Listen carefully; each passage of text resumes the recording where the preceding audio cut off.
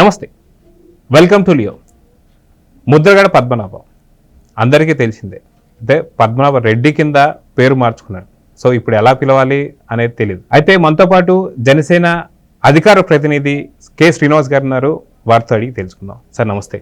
నమస్తే సార్, ముద్రగడ పద్మనాభం గారు అయితే కాపుల సంక్షేమానికి సంబంధించి ఆద్యుడు అన్నట్టు చెప్పుకునేవాళ్ళు. అయితే మొత్తానికి లేఖాస్త్రాలు సంధిస్తూ ఏదైతే ఎన్నికల ముందు జరిగినటువంటి ఒక రాజకీయాలు మనం చూస్తూ వస్తున్నాం. అయితే మొత్తానికి కాకినాడకు సంబంధించి లోకల్గా ఉన్నా సరే ద్వారంపూడి చంద్రశేఖర్ గారు ఈ యొక్క బియ్యం మాఫియా మనం చూస్తూ వస్తున్నాం. ఈ రైస్ మాఫియాకు సంబంధించి ఆధారాలతో సరే పట్టుకున్నా సరే లేఖాస్త్రాలు అక్కడికి ఎందుకు వెళ్ళడం లేదని చెప్పేసి అంటే ఏం చెప్తారు? ముద్రగడ పద్మనాభరెడ్డి రెడ్డి అనుకోవాలా? అసలు అఫీషియల్గా ఆయన గెజిట్ కూడా ఓపెన్ వచ్చింది, పేరు మార్చుకున్నాడు ఆయన. ఆ పేరుతో పిలకపోతే మనం ఆయన బాధపడతాడు, ఆయన మనం అవమానించినట్టుగా ఉంది. కాబట్టి మనం ముద్రగడ పద్మనాభరెడ్డి అని అందాం. రెడ్డి అని తప్పదు. పేరు మార్చుకోకపోతే ఆయనకు వచ్చి పేరు మార్చేసుకున్నాడు ఆయన. కాపు ఉద్యమానికి మీరు ఏదో అన్నారు, ఏదో కాపు సంక్షేమానికి నేత పూర్తి ఆద్యుడు అన్నట్టు ప్రజలకు తెలియక ఆయన కాపు ఉద్యమానికి నేను ఏదో నేతనే అని చెప్పుకుంటాడు తప్ప కాపుల గురించి చేసింది ఏమి లేదు. ఆయన ఎమ్మెల్యే గారు చేశాడు, మంత్రిగా చేశాడు, ఎంపీగా చేశాడు, ఇన్ని రకాలైన పదవులు అన్నీ అనుభవించారు. అనుభవించిన తర్వాత 99 తర్వాత ఆయన ఎమ్మెల్యేగా నెగ్గింది కూడా లేదు. ఆయన పోటీ చేసిన ప్రాంతాలన్నీ కూడా నాకు తెలిసి ఇవన్నీ కాపులకు సామాజిక వర్గం ఎక్కువ ఉన్నటువంటి ప్రాంతాలే. అక్కడ తిరస్కరించారు. ఇది మనం గమనించుకోవాలి. నిజంగా కాపు సామాజిక వర్గానికి ఆయన ఏదో నేత అయితే ఆ ప్రజలు దగ్గర పెట్టుకుంటారు కదా. ఆ ప్రజలకు తెలుసు లోకల్గా వాళ్ళకి ఇతనేంటి, ఇతని మనస్తత్వం ఏంటి అనేది. ఇంకొక విషయం ఏంటంటే ఒక్కొక్క టైంలో కాపులకు మా ఇంట్లో ప్రవేశం లేదని బోర్డు పెట్టుకున్నాడు ఆయన. చాలామంది తెలియదు, అది మర్చిపోతారు ఈ జనం. సరే 2014, 2019 మధ్య కాలంలో చంద్రబాబు గారి ప్రభుత్వం మీద విపరీతమైనటువంటి కంటిన్యూస్గా లేఖాస్త్రాలు వచ్చాయి. కంచం గరిటలో పెట్టుకుని మా జాతికి ఏదో అన్యాయం జరుగుతుందని చెప్పేసి అన్నట్టుగా ఆయన ఉద్యమాలు కూడా చేశాడు. సరే, జాతి అనే పదాన్ని కులానికి పెట్టకూడదు సార్ జగన్ గారు. జాతి ఏంటి? జాతి తెలుగు జాతి అనుకోవాలి, లేకపోతే మనుషు జాతి అనుకోవాలి. కానీ ఒక కులానికి జాతి ఏంటి అంటే ఏదో రకంగా కులాన్ని రెచ్చగొట్టి దాని ద్వారా లబ్ధి పొందామని ప్రయత్నం చేశాడు. కుదరలా. చాలామంది ప్రజలు తిరస్కరించారు. దాంతో అతను ఉద్యమం ఫెయిల్ అయింది. అది బేసిక్గా ఏంటంటే అతను యాంటీ చంద్రబాబు. ఎప్పుడైతే 2019లో జగన్మోహన్ రెడ్డి గారి అధికారం వచ్చిందో మళ్ళీ లేఖలో పెన్నులో ఇంకా అయిపోయిందో ఏంటో తెలియదు, కానీ లేఖాస్త్రాలు రాయడం మానేశాడు. అక్కడి నుంచి సైలెంట్ అయిపోయి నేను ఉద్యమాలకు దూరంగా ఉంటాను, నన్నేమో సోషల్ మీడియాలో ఇలా ట్రోల్ చేస్తున్నారు, అలా ట్రోల్ చేస్తున్నారు, ఇక రాజకీయాలు మాట్లాడడం అనేటువంటి చెప్పినటువంటి వ్యక్తి. 2019 అయిపోయింది. 2024కి ఎలక్షన్స్కి ముందు మళ్ళీ పవన్ కళ్యాణ్ గారు అక్కడ పిఠాపురంలో పోటీ చేస్తానో, లేకపోతే ఇది ఇటువంటి తెలుగుదేశంలో జనసేన ఇవన్నీ కాంబినేషన్లో వెళ్తున్నాయి అనేటువంటి వచ్చినప్పుడు మళ్ళీ బయటకు వచ్చి పవన్ కళ్యాణ్ గారు పిఠాపురంలో ఎలా గెలుస్తారో నేను చూస్తాను అనేటువంటి మాటలు మాట్లాడడం. అవసరమైతే ఆయన గెలిస్తే మాత్రమే పేరు మార్చుకుంటానని మార్చుకున్నాడు. మాట మీద నిలబడ్డాడు ఆ విషయంలో. దానికన్నా ముందే అసలుకి గెలిచిన తర్వాత మనకి ఇన్ని సీట్లు రావాలి, మీరు షేర్ తీసుకోండి, సీఎం షేర్ అడగాలి, ఇలాంటివన్నీ కూడా రాజకీయం అనుకోవచ్చు. అన్ని చక్కగా రాజకీయం చేశాడండి. ఆఖరికి అతను చేసే చర్యలు అతని కుటుంబంలో అతని కూతురికే నచ్చలేదు. మీరు వెళ్తున్నది కరెక్ట్ అయిన విధానం కాదు, మీరు జగన్మోహన్ రెడ్డి గారి ట్రాప్లో పడ్డారు, ఏ లబ్ధి పొందారో మాకు తెలియదు, కానీ మీతో మేము వ్యతిరేకిస్తున్నామని చెప్పేసి కూతురు కూడా బయటకు వచ్చిందిగా. అయితే పాపం అతను అనుకున్నాయన్నీ సాధ్యం అవ్వలేదు, ప్రభుత్వాలు మారినాయి. ఈ రోజున మళ్ళీ ఏదో రకంగా ఈ మధ్యలో 2 లెటర్లు రాసుకుంటూ వచ్చాడు. నేనేమంటున్నానంటే అండి, ఆ రోజున ఒకప్పుడు కాపునాడు ఉద్యమం జరిగినప్పుడు వంగమేటి మోహన్ రంగ గారి ఆధ్వర్యంలో విజయవాడ జరిగిన కొన్ని లక్షలాది మందితో జరిగింది. అప్పట్లో చాలామంది కాపు నాయకులు అందరూ వెళ్ళారు. దాంట్లో ముద్రగడ పద్మనాభం కూడా అప్పట్లో వెళ్ళాడు. ఆయన ఏమంటాడు, ద్వారంపూడి చంద్రశేఖర్ రెడ్డి చేసినటువంటి అవినీతి గురించి, అతను చేసిన అక్రమాల గురించి జనసేన పార్టీ అధికార ప్రతినిధిగా జనసేన పార్టీగా ప్రశ్నిస్తుంటే అతను వెనకేసుకుంటూ వచ్చి గతంలో జరిగిన కాపునాడు ఉద్యమాలన్నింటికీ కూడా పెట్టుబడి పెట్టింది రెడ్డి గారులే అనేటువంటి మాటలు మాట్లాడాడు.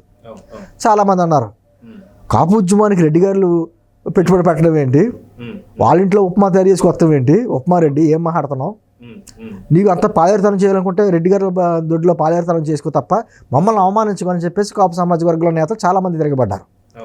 నేను అంటుంది ఈ రోజున ఆధారాలతో సహా బయటకు వచ్చింది. మాట్లాడితే నేను రాష్ట్రానికి ఇంత పెద్ద నేతని, ఏ సామాజిక వర్గ నేత కాపన్నా నేను రాజకీయంగా నాకు ఎంత అనుభవం ఉంది, మా తండ్రి గారు ఎంత, మా తాతగారు ఎంత అని మీసాలకు తిప్పుతూ ఉంటారు కదా, మాట్లాడుతూ ఉంటారు కదా.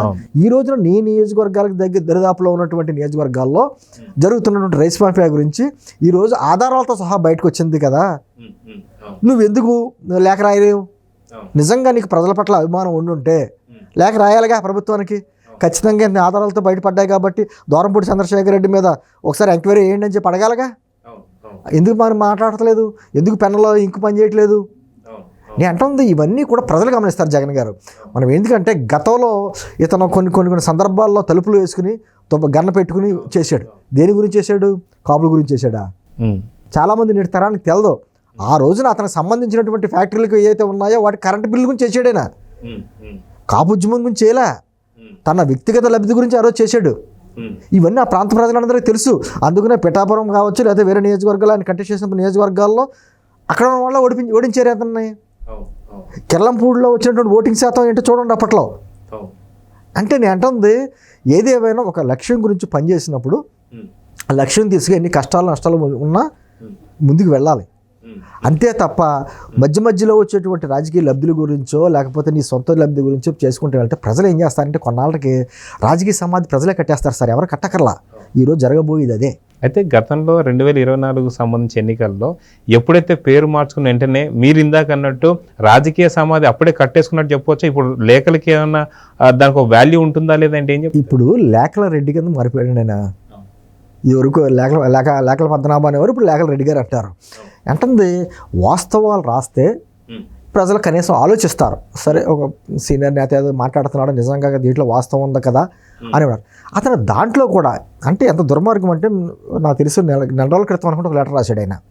ఆ లెటర్లో పైన ఏంటంటే హెడ్డింగ్ పెడతాడు మోసాల చంద్రబాబు అని. ఎవరన్నా బుద్ధున్నాళ్ళు ఎవరన్నా రాస్తాడు అలాగా?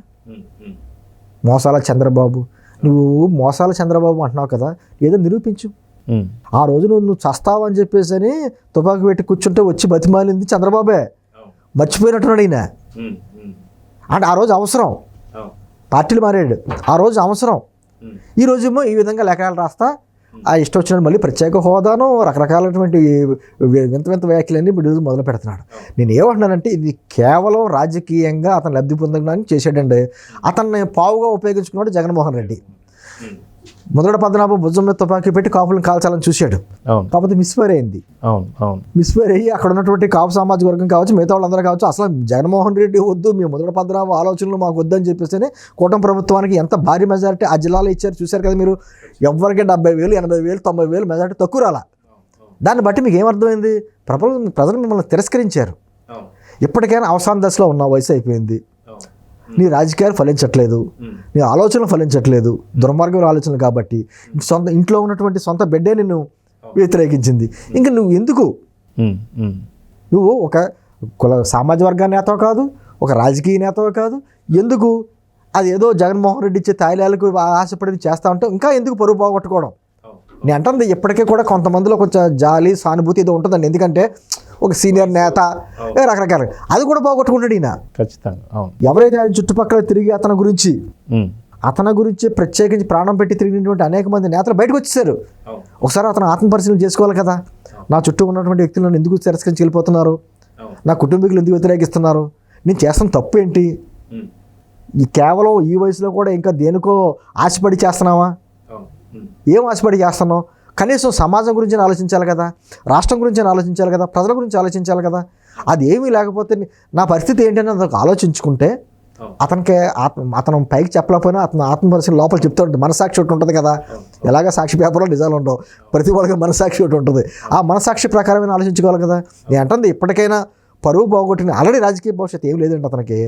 ఇంకా ప్రజల్లో ఉన్నటువంటి కాస్త విలువను కూడా పోగొట్టుకోదని మేము చెప్తా ఉంటాం. అయితే ఇప్పుడు లేటెస్ట్గా ఏంటంటే కొన్ని వార్తలు వస్తున్నాయి, నేను జగన్ తిట్టమంటేనే తిట్టాను తప్ప మిగతాది ఏది లేదని చెప్పాను. దీంట్లో నిజంగా వాస్తవాలు ఉన్నాయని అనుకోవాలా, లేదంటే ఇది కూడా ధృతరాష్ట్ర కౌగిలి అనుకోవాలా? అంటే చాలామంది అంటున్నారండి ఈ రోజున ఎవరైతే గత ప్రభుత్వంలో మళ్ళీ ఇదే ప్రభుత్వం వస్తుంది, మనం చేసేది ఎవరో లేదు, 30 ఏళ్ల పాటు మేమే ఉంటాం కాబట్టి ఏదైనా చేయొచ్చు అనేటువంటి రెచ్చిపోయి మాట్లాడారో వాళ్ళందరూ అరెస్టులు జరుగుతుంటే వాళ్ళు చెప్పే మాట ఒకటే, పైనుంచి ఆదేశాలు వచ్చినాయి, మమ్మల్ని చేయమన్నారు, మేము చేసాం. ఆదేశాలు ఇచ్చింది ఎవరు అంటే చెప్పరు. లిఖితపూర్వకంగా పలానా వాళ్ళ ఆదేశాల మేరకే నేను ఈ పని చేశాను, లేకపోతే నాకు చేసినందుకు నాకు ఈ ప్రతిఫలం అందింది అనేది చెప్పట్లా. పైనుంచి ఆదేశాలు అని మాట్లాడుతున్నారు. అంటే ఎవరు ఆదేశాలు ఇచ్చారో మనం చెప్పక్కర్లా, ఖచ్చితంగా ప్రజలందరికీ తెలిసినదే. అవును. నేను అంటుంది ఎవరో ఆదేశిస్తే నీకు బుద్ధి ఏమైంది? ఎవడో ఏదో చేయమంటాడండి, అది చెయ్యాలా చేయొచ్చా చేయకూడదా, మంచి పనా చెడ్డ పనా ఆలోచన మనకంటూ ఉండాలిగా, ఇంగిత జ్ఞానం ఉండాలి కదా. అది నీకేమైంది?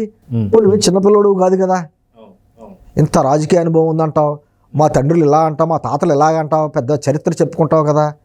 నేను కనీసం ఎటువంటి ఆశలకి లొంగేవాడిని కాదు, నాకు పదవులు తుచ్చం అంటావు కదా. మరి ఇన్ని చెప్పిన వాడు నువ్వు ఈ రోజున ఎందుకు జగన్మోహన్ రెడ్డికి మాటలు విని ఎందుకు నీ వ్యక్తిత్వాన్ని దిగజార్చుకుంటావు? అదే మా ప్రశ్న.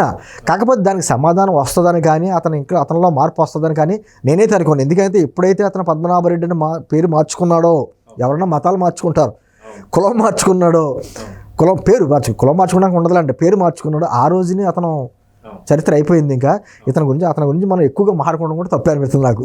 సో చూద్దాం సార్, మొత్తానికి ఇది నిజమైన మార్పా కాదా అనేది ప్రజలే డిసైడ్ చేస్తారు. చూద్దాం ఏం జరగబోతుంది. నమస్తే. Please subscribe to Leo News for more videos.